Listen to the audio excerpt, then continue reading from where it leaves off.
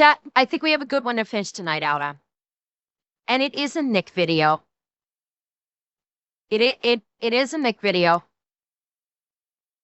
We're gonna look at Nick's examination of Hobby Lobby.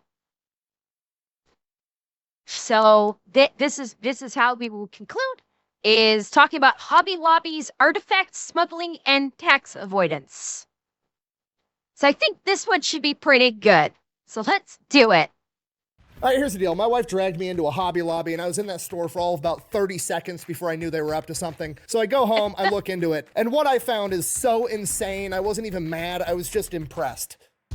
One of these. All right, look, if oh you don't boy. know, Hobby Lobby is the biggest arts and crafts chain in the United States. Technically, Michael's has more locations, but Hobby Lobby makes way more money, so I'm calling them the biggest. Last year, they made $7.9 billion selling knickknacks and arts and crafts supplies. On top of that, they pay their employees $19.25 an hour minimum wage. On top of that, they donate 50% of their profits to charity, and then if you Google them, you find out they've been involved in more high-profile scandals than a Kennedy family reunion, including smuggling religious artifacts into the United States and somehow turning them into a massive tax write-off. And we're going to get into all of it right after word from our sponsor. This video is brought to you by Supremacy World War III, a free online PvP military-based strategy game. It's based on a World War III type scenario where you can pick your country or you can pick a state inside of the United States because, well, let's face it, that's the only way it's going to be fair to everybody else. We just saw what Missouri did to Iran. Now, personally, I like to start off playing as Iowa for obvious reasons. Sometimes I like to attack Minnesota right out of the gate, turn them into Upper Iowa. Sometimes I like to attack Nebraska so I can prove once and for all that our corn is better. Okay, and I know what you're thinking. Why don't you attack Missouri? Well, for obvious reasons, they have B-2 stealth bombers and I don't want the smoke. I mean, I'm gonna fight them eventually, but I need some time to build up my army with tanks, jets, and nuclear subs. So if you want to give Supremacy World War III a try, it's free, both available on PC and mobile. If you use my link and discount code down below, you're gonna get a bunch of extra freebies.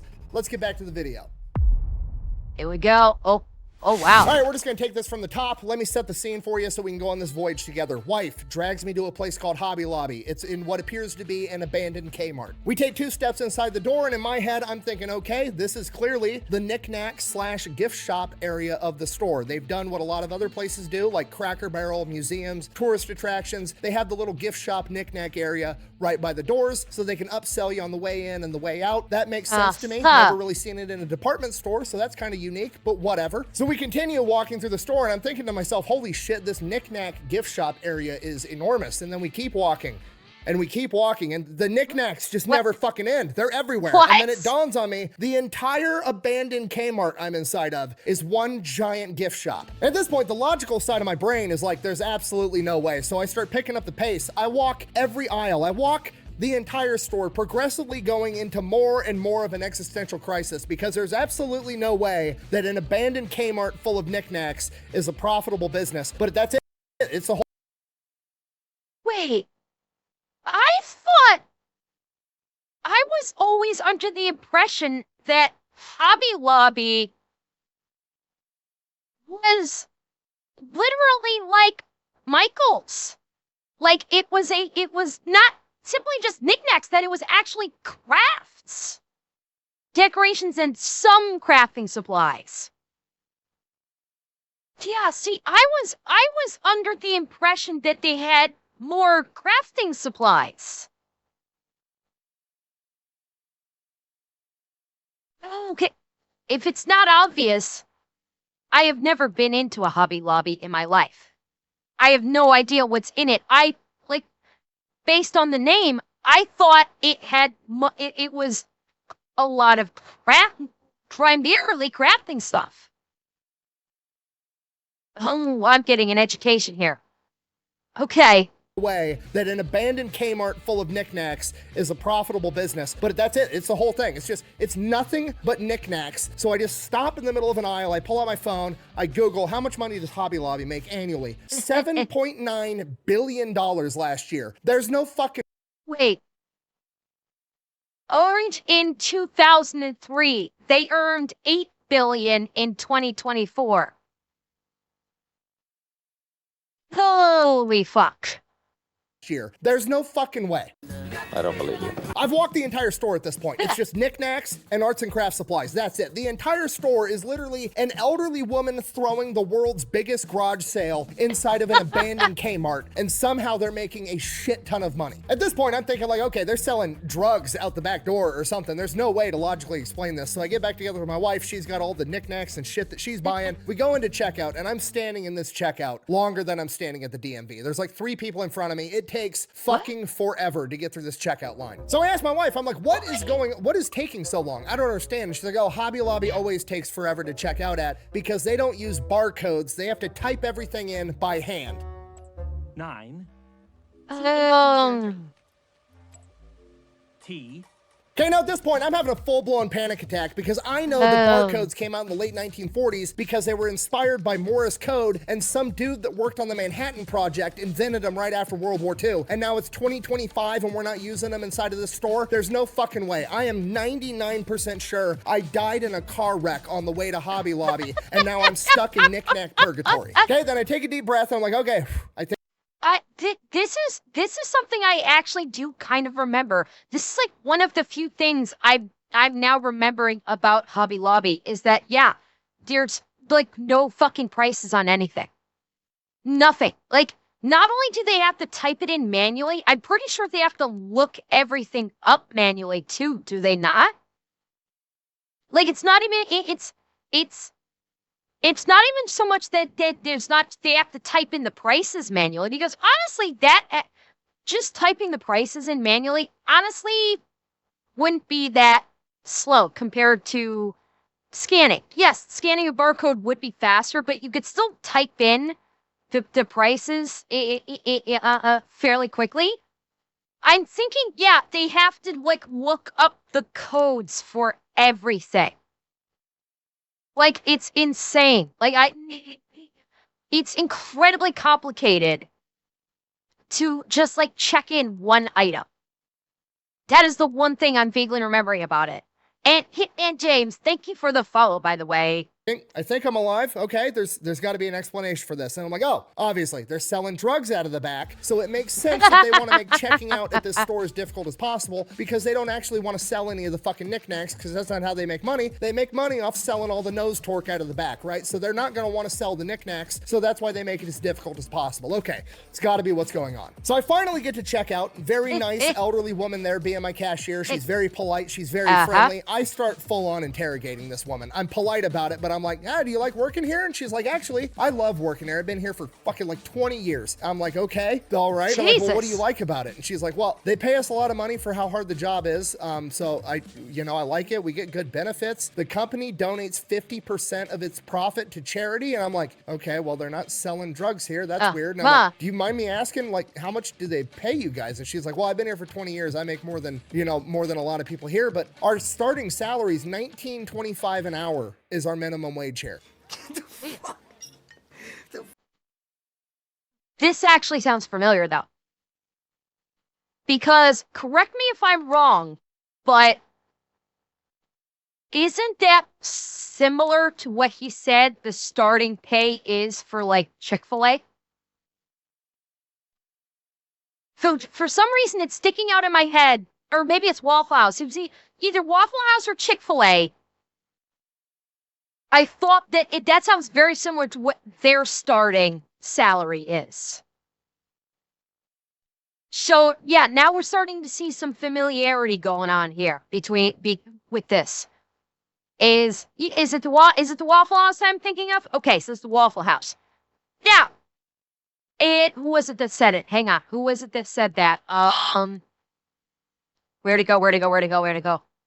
Depending on the chain location. Yeah, Anthony, that is also an important thing. Because I do know that, at least today, and I don't know how far back this goes, I do know that some, like, even fast food places do start these days at, like, 19, 20 bucks starting in certain locations. And that's because of inflation and cost of living going up, and they've kind of been forced to increase their starting pay to like 19, 20 bucks an hour because the cost of living is astronomical as is. But I will say my guess is Hobby Lobby has started them at that starting pay for quite some time. And that's a key difference there. Is my guess is they were probably paying, Hobby Lobby was probably paying a higher starting wage than most other businesses years ago. And that therein is a key difference. Fuck out of here. I'm serious. Yeah, no, I'm serious too. Okay, now I'm completely flabbergasted. I'm now absolutely positive that I did die in a car wreck on the way here, and I am in fact stuck in purgatory. And she finishes checking out, I pay for my stuff, and I was like, am I allowed to leave? And she's like, yeah? And I was like, if I walk out that door right now, it's not just gonna turn into me walking back in, is it? And she just looks at me like I'm crazy, because I fucking am at this point. And she's like, no. And then I walk out, I get in my car, and I fucking go home.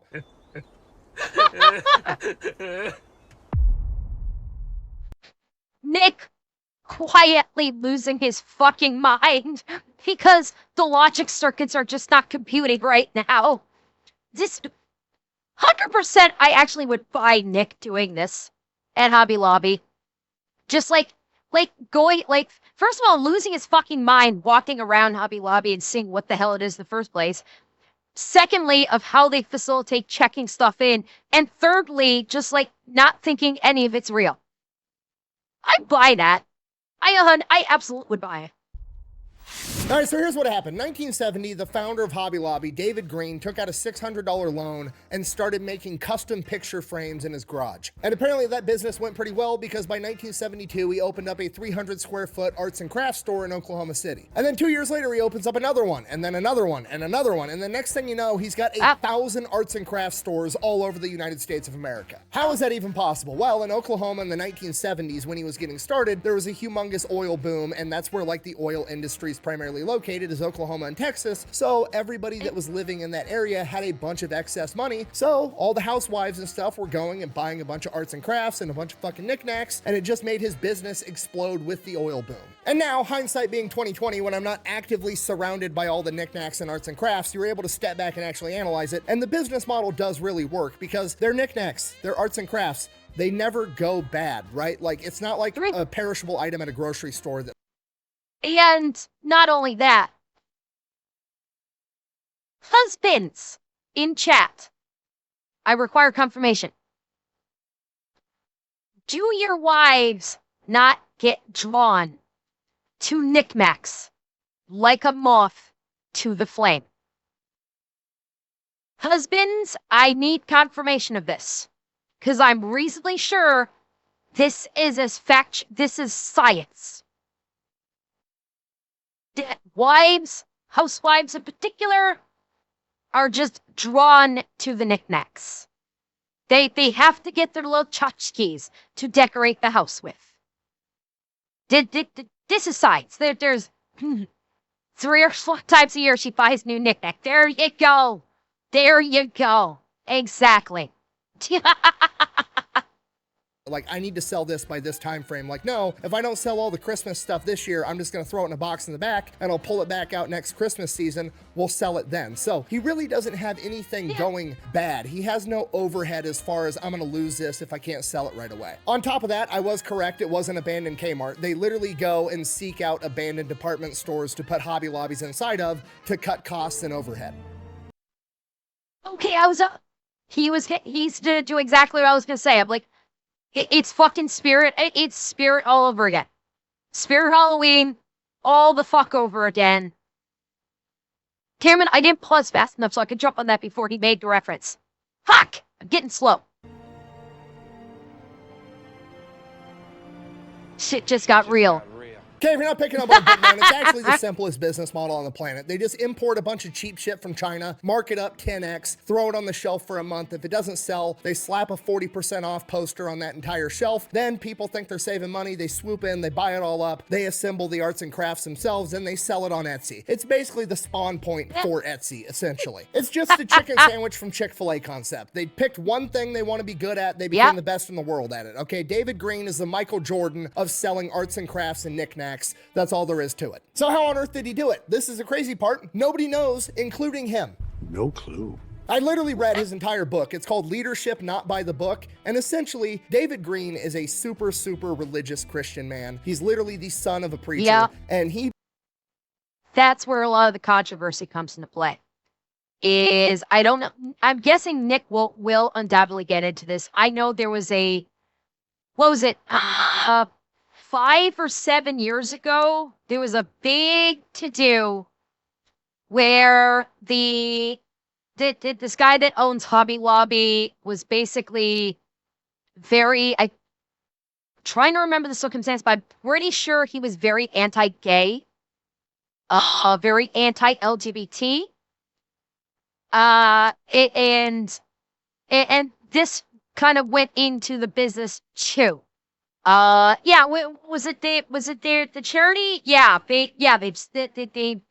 their donations went to like conversion therapy groups. I cannot recall exactly if he refused to hire LGBT individuals as employees. I can't remember if that's a thing or not. That's been the biggest thing, is he was very devout, but the problem is I think is that he took that devotion and tried to push it out to others, I think is the best way to put it. It was a benefits thing. It could be anti. I don't remember. He's willing to fund birth control, just not the morning after. But yeah, maybe something like with the healthcare. It's just basically the devout Christian aspect of his life was what was causing a lot of problems for people that he didn't think, that basically he didn't it went against his religious values, and therefore he imposed it upon his employees.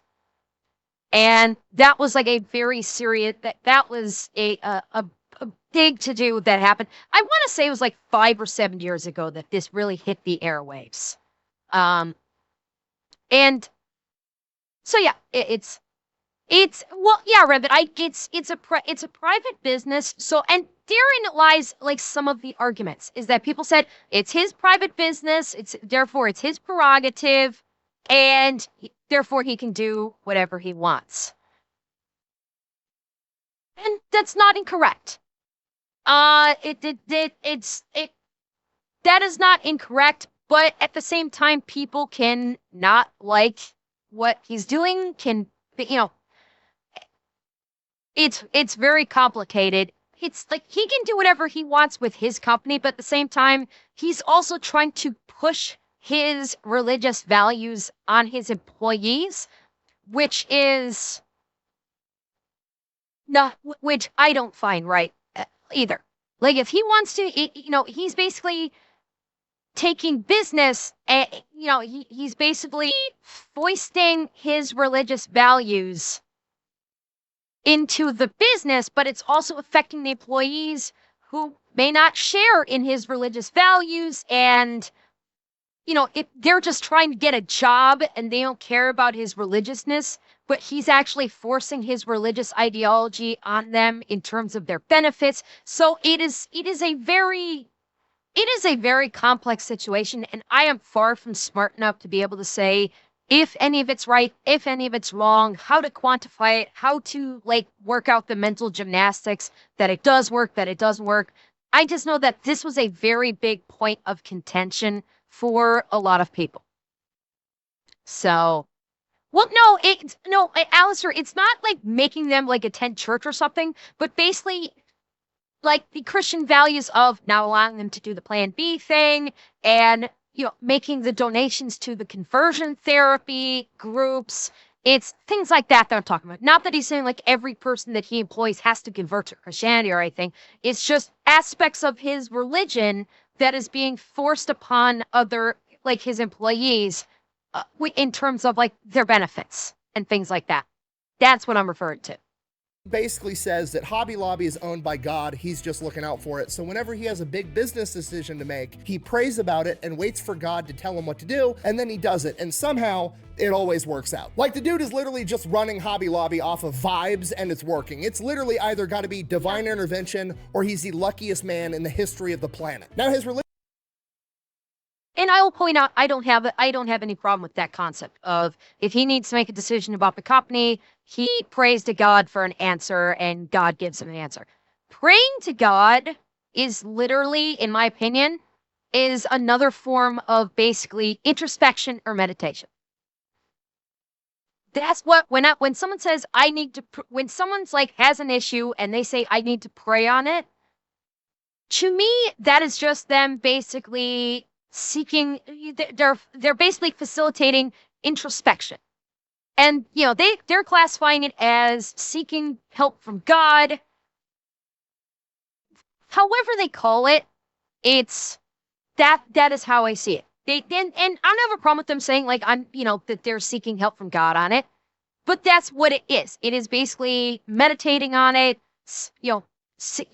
contemplating it, seeking introspection on it, and they just they interpret that the decision they come up with through said introspection as being God told them to do this. Fine. However you want to classify it, it's fine.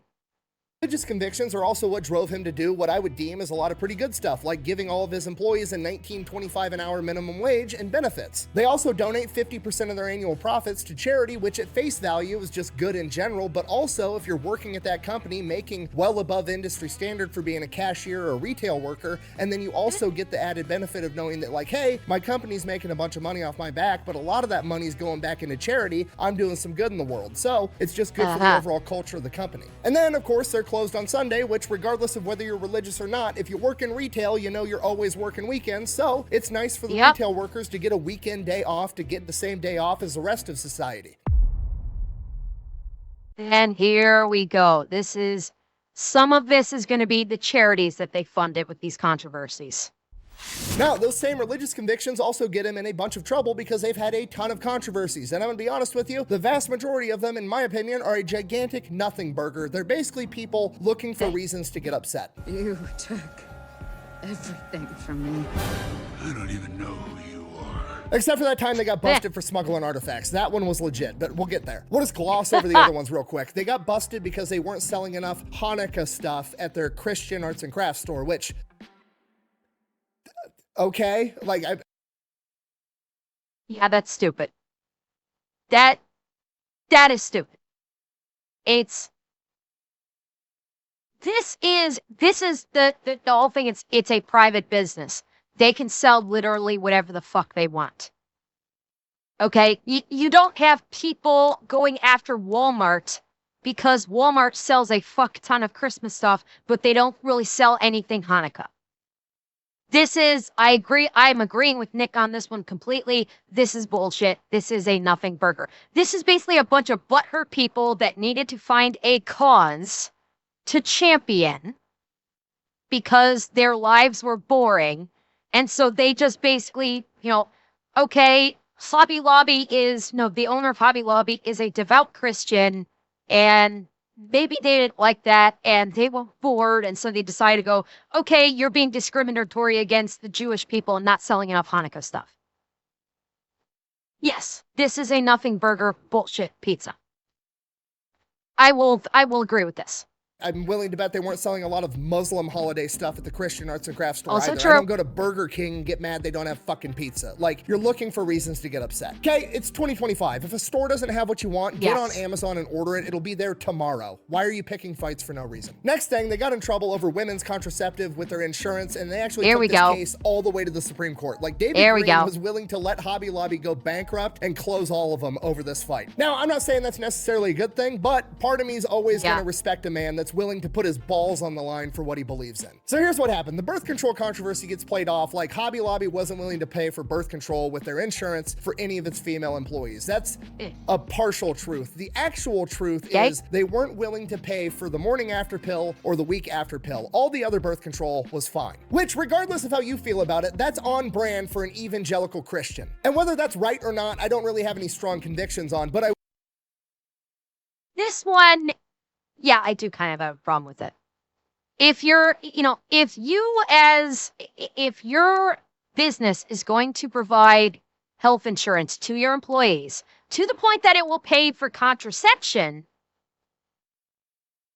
drawing the line at the morning after pill or the week after pill because because of religion,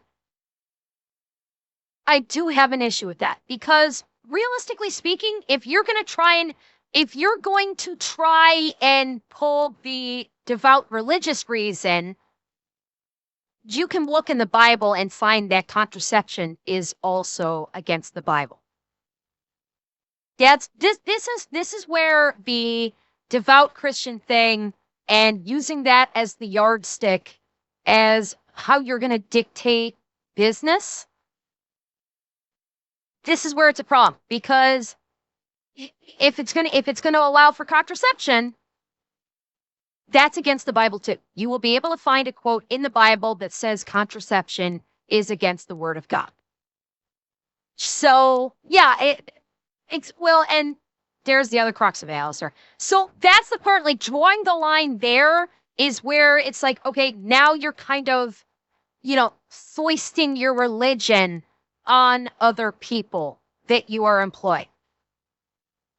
It's that's where I do have a problem, where the religion is interfering with the business, and it's where the employer is trying to dictate to the employees how they should live their lives. No, Auntie, now you're saying his business is Hobby Lobby.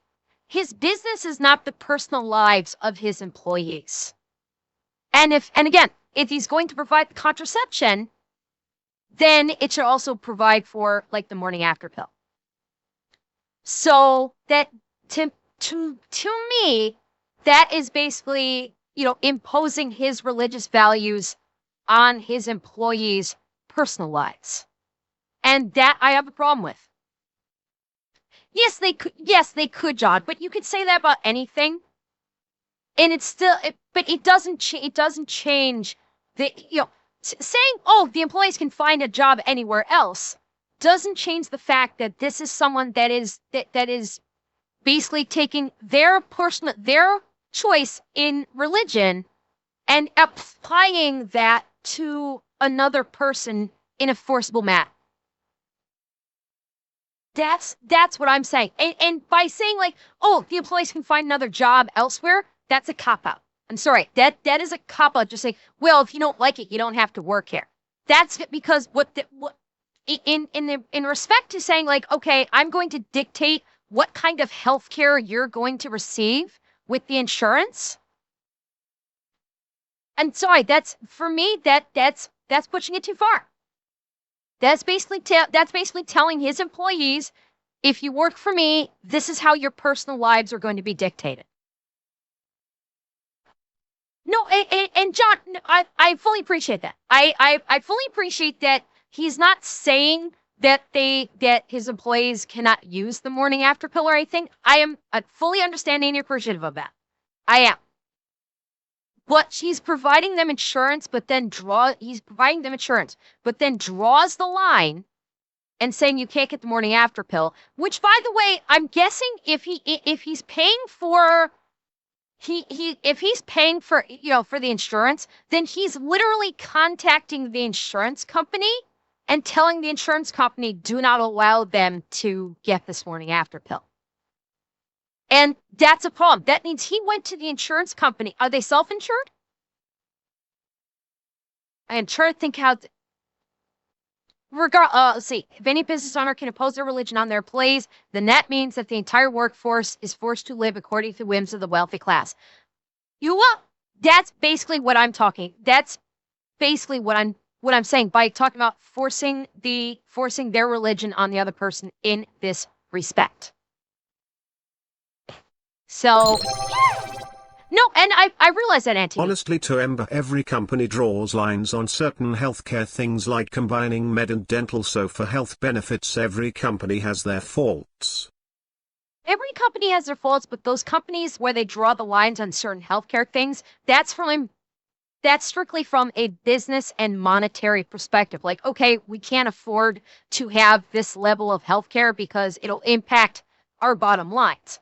With the Hobby Lobby situation, this is my religion dictates this, therefore you are not going to receive this kind of healthcare coverage.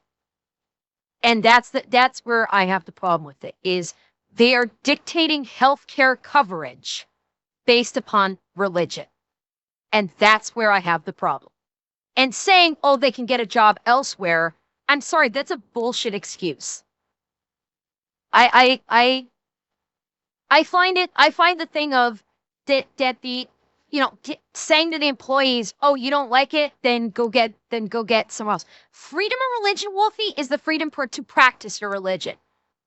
I believe that was the defense that they made when they took this to the Supreme Court. I can't remember how the court case came out. Anyway, this is a fucking rabbit hole. Okay, let me just put it this way.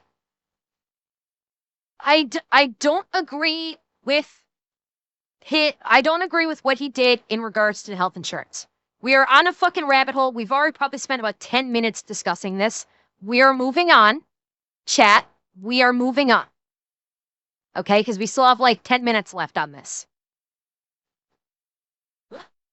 Run button. There we go. I will say this, it seems very silly to take that court case all the way to the Supreme Court, spending millions and millions of dollars fighting for the right to force him to buy the morning after pill when the morning after pill is $10 fucking. You could have taken all the millions you spent trying to sue him into submission and bought every employee at Hobby Lobby 50 fucking morning after pills and gave it to him for free and just solved the fucking problem. And that's the majority of their controversies. They're all just culture war nonsense issues. But then, yeah, and I'll say one last thing. The reason why the employees did take it to the Supreme Court was principle. That's why they took it to the Supreme Court. Yes, I fully appreciate that the morning after pill is very cheap and they're obviously getting paid well. It was a matter of principle. Me saying I don't agree with it doesn't mean that I think Hobby Lobby is like a horrible company for it. It's just this one point of contention that I disagree with. But at the same time, it is his company, he can do what he want. I can disagree with something and it can be done. We are, John. We are moving on. I just wanted to point that one out when he brought up the cost of the pill. And that's the majority of their controversies. They're all just culture war nonsense issues. But then we get to the religious artifact smuggling. Here we go. All right, so before we get into this, I got to give you guys some background on like tax law and tax code, just so we're all on the same page. Some of this is going to be a review for a lot of you guys, but some of this is just misconceptions that people have. Okay, so first thing we have to understand is what is a tax write-off, because a lot of people think they understand it, they actually don't. It's when you buy something for your business and the government pays you back for it.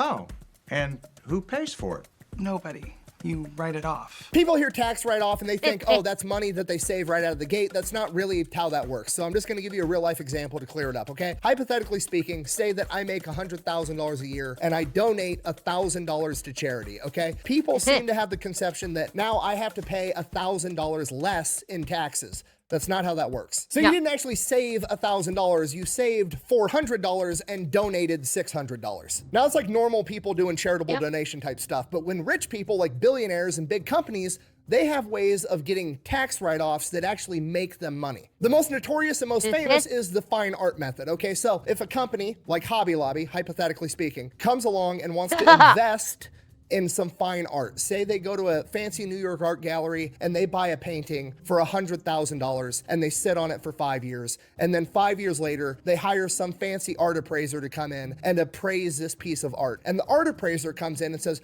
oh my God, this thing's absolutely brilliant. I think it's worth $20 million. Then the company can donate that artwork to a museum and their tax write-off is not for the $100,000 they spent on the painting. The tax write-off is for the $20 million that it's appraised at. So they didn't save 40% of $100,000. They didn't save that $40,000 in tax write-offs. They saved 40% of $20 million in tax write-offs. So effectively, they paid $100,000 to get out of paying. This is also similar to Hollywood. Hollywood does this too when they basically write off movies, like with Batgirl. You know how Batgirl was basically completed filming and then they shit cam the whole thing? That was a write-off. God knows how much they claimed it cost to make the movie, but but they basically did that as a write-off. Yeah, with Disney with Togo when they basically got when they got Togo and then they dumped it off at Disney Plus. Exactly. Hollywood is, especially these days, is absolutely infamous for doing exactly this. Where they start making movies, they put some money into the crafting of a movie, and then they shit can it, and then they say, oh, this is through some financial wizardry bullshit of their books. They say, oh, this is how much it actually cost us, and they make all the money back and then some. Millions of dollars in taxes. Is that right? I have no idea, but it's absolutely 100% legal. Hobby Lobby decided they were going to do the same thing, but instead of buying fine art, they decided that they were going to buy ancient religious artifacts because, well, that's what they're into. They're evangelical Christians. They want to be able to buy all these Christian artifacts as an investment, and then they could donate them to a museum, make sure that those things are then preserved for history, and they get to save millions of dollars in taxes while doing it. It's a win-win as far as they're concerned. So in like 2010, they just start buying up all the biblical artifacts that they can find. Oh, and before I forget, Mike the Viking and Geronimo's, thank you both for the tier 1, and 8-Bit Dick, thank you for the follow. Far as they're concerned. So in like 2010, they just start buying up all the biblical artifacts that they can find. They have no experience in buying this stuff. And when you buy something like this, there's like channels and ways that you're supposed to do this. You're supposed to, I don't know, make sure it wasn't fucking stolen from another museum, for example. They don't do any of the checks. That would be they good. were warned that they were going about this the wrong way. They just kept buying up thousands and thousands and thousands of artifacts, despite the fact they bought fucking chunks of the Dead Sea Scroll, which wound up later to be fake because, again, they didn't hire the right people to help them do this. And they ended up buying all these cuneiform tablets out of Iraq, including the Dream Tablet, which is part of the Epic of Gilgamesh. The Epic of Gilgamesh is one of the first human stories ever written down from Mesopotamia 3,500 years ago. Like, it's a pretty important artifact. It's literally like the Ark of the Covenant, Epic of Gilgamesh, and the Rosetta Stone. Like, it's crazy how important this artifact is, and they bought it. And oddly enough, it ended up being looted from a museum in Iraq in 2003, and they were not supposed to have it. That belongs in a museum. Oh. So do you. So around this point, the government gets involved and they start asking questions, at which point, you know, Hobby Lobby kind of pleads ignorant, you know, like, oh, I'm just, you know, a billionaire and I didn't know that I had to go through all these checks and balances to buy this kind of stuff. They basically play it off like, I didn't know any better, my bad, which, you know what? Maybe, but they shot themselves in the foot because when they imported them into the US, they had them labeled in US customs as ceramic tile samples, which not true. So they ended up getting in a shit ton of trouble. They had to return the Epic of Gilgamesh and like 3,000 other artifacts over. They got returned to Iraq and Egypt, and they had to pay a $3 million fine. But there was a bunch of other artifacts that they did get to keep. And then with those artifacts, they had them appraised, and I was able to find that the average appraisal that they got was approximately 3 times what they actually paid for. I think that I thought I was once. Jay. And then they donated them to a museum and got a huge tax write-off. And that is where most people quit digging because that was enough damning evidence, and most people just care about making Hobby Lobby look bad. I don't care about making Hobby Lobby look bad. I just want to know what the fuck happened. I like facts. I like the truth. So I asked one simple question. What museum did they donate them to? They donated them to the Bible Museum in Washington, D.C., to which I had one more question. Who owns the Bible Museum? Motherfucking David Green, the same one that owns Hobby Lobby. Son of a bitch. Do you understand Oh what my I've just God. told you? Okay, dude literally became a billionaire by selling knickknacks and is like, you know what? I'm into religious artifacts. I'm gonna start a collection because I'm a billionaire and I can do whatever the fuck I want, which, you know what? Good for you. That's great. He starts his little collection and then he's like, you know, it'd be cool if I donated these to a museum, but also I'm a collector. Collectors like having their own shit. That's the whole point of collecting something. How can I possibly get a humongous tax write-off and also get to keep all my cool shit? Oh, I know. I'll just own the museum that I'm donating stuff to so I still get to control everything. I'm not even mad. I'm impressed. Whether it's right or wrong, I don't know, but it's absolutely brilliant. Also have to wonder, he's not really getting anything. Hang on.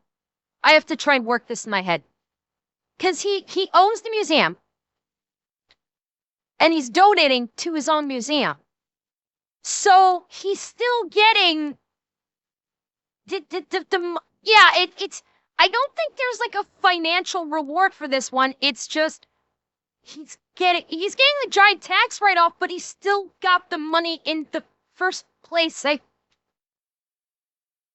No, you're right. You're right, because it's getting appraised for higher than it was, and he's still keeping the thing, so yeah, it's fuck. And thank you, anonymous gifter, for the 5 gifteds. Yeah, it's TX. It is towing that very fine line of tax fraud and tax evasion. It is.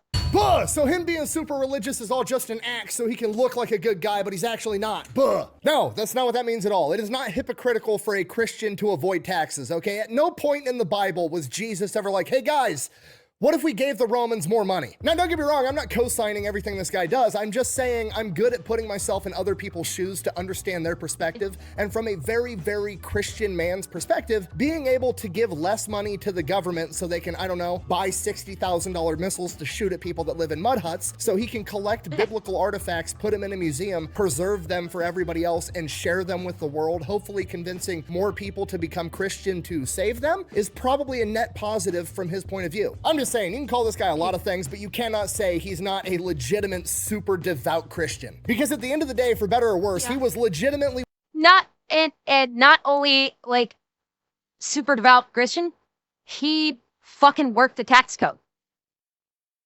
Like, that's where the credit is due. He was able to run the tax code in a way that the IRS never anticipated, and he was able to outgame them. And you have to respect it. He was able to outgame the IRS. willing to close Hobby Lobby down over the Plan B thing, and he still gives away 50% of his profits to charity. Now, granted, some of that 50% of profits is him buying cool biblical artifacts and sticking them in his museum, but again, from his perspective, that's a good thing because he's sharing the word of God and trying to, help educate people and preserve it for mankind. Facts are facts, and whether you like it or not, this is 100% legal, and I usually, more often than not, subscribe to the theory of don't hate the player, hate the game. I need to start a World War II museum, buy a bunch of cool shit, and then donate it to myself and save a bunch of money. Anyways, thanks for watching my knick-knack-induced panic attack. Best way to support the channel is go buy some merch over at thefatelectrician.com. Quack bang out. Your heads on All right, foreheads. I love call that. Brandon Herrera. Definitely not to pitch him a war hero and gun history museum. Okay, bye. Oh, wait, hold on. I actually have an announcement. All right, for 4th of July, I'm giving away a fully decked out Jeep Gladiator. It has absolutely everything. It has 44-inch wide front and rear axles, a 3.5-inch lift, aftermarket shocks, 37-inch tires with a full-size spare in the back, and custom leather interior. Slow down, baby. All you have to do to get entered to win is head over to Bunker Branding or thefatelectrician.com and buy some Fat Electrician merch. I don't care what it is. Shirts, hats, hoodies, water bottles, rubber ducks, absolutely anything is fair game. For every $5 you spend between June 30th and July 31st, you are automatically going to be entered one time to win this Jeep Gladiator. We're going to announce the winner in August. Now, the downside of all of this is that you're not allowed to do nice things without the government getting their cut too, meaning that if you win this Jeep, it's going to count as taxable income on your tax return, and you're going to have to pay thousands and thousands of dollars, both in sales tax, registration, and this being taxable income on your taxes. So I'm also going to give the winner a check for $10,000 to hopefully cover all of that. It kind of depends on state to state. And of course, it's going to come with an autographed rubber duck. Yeah, baby! That's what I've been waiting for! So yeah, go get some Fat Electrician merch over at Bunker Branding or thefatelectrician.com. Quack bang out. So if you want to give Supremacy World War III a try, it's free, both available on PC and mobile. If you use my link and discount code down below, you're going to get a bunch of extra freebies. I'm going to go find a beer.